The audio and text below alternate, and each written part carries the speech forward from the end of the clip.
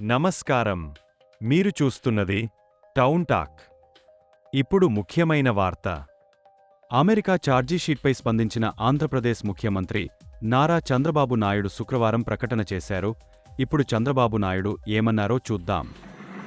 చాలామంది సభ్యులు వాళ్ళ ఆవేదన తెలియజేశారు. గడచిన 5 సంవత్సరాలుగా 5 నెలలుగా ప్రభుత్వంలో జరిగిన విధ్వంసం, ఏ విధంగా దీని మీద ముందుకు పోవాలని కూడా చర్చించాం కొన్ని సందర్భాల్లో.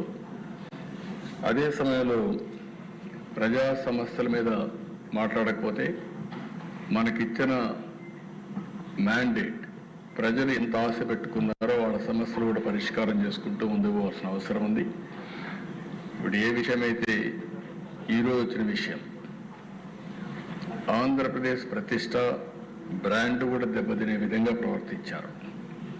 ఇది చాలా బాధేస్తుంది. ఇంటేనే చాలా బాధాకరంగా మనం ఏ విధంగా చెప్పుకోగలుగుతాం అనే పరిస్థితి వస్తుంది. ఇంకా వాస్తవాలను రావాల్సిన అవసరం ఉంది. ప్రభుత్వం కూడా ఆలోచిస్తున్నాం. వాస్తవాలన్నీ వచ్చిన తర్వాత ఎప్పటికప్పుడు అవన్నీ కూడా అధ్యయనం చేసుకొని ఏం చేయాలో చేస్తూనే మళ్ళా మీకు ఇన్ఫార్మ్ చేస్తాం. ఏ ప్రభుత్వం అయినా ప్రజలకు జవాబుదారీతనంగా ఉండాలి. ఎవరు తప్పు చేసినా వాళ్ళ మీద యాక్షన్ తీసుకునే పరిస్థితి ఉంటేనే ఇంకొకరు ఇలాంటి తప్పులు చేయకుండా భయపడే పరిస్థితి వస్తుంది. ఏదేమైనా ఈరోజు నా దగ్గర ఏదైతే మీమారి కానీ అక్కడ వేసినటువంటి ఛార్జ్షీట్ రిపోర్ట్ కానీ అన్నీ ఉన్నాయి. అది పబ్లిక్ డొమైన్లో ఉంది. దాని తర్వాత ఏమేమి ఉన్నాయో అన్నీ కూడా అధ్యయనం చేస్తాం.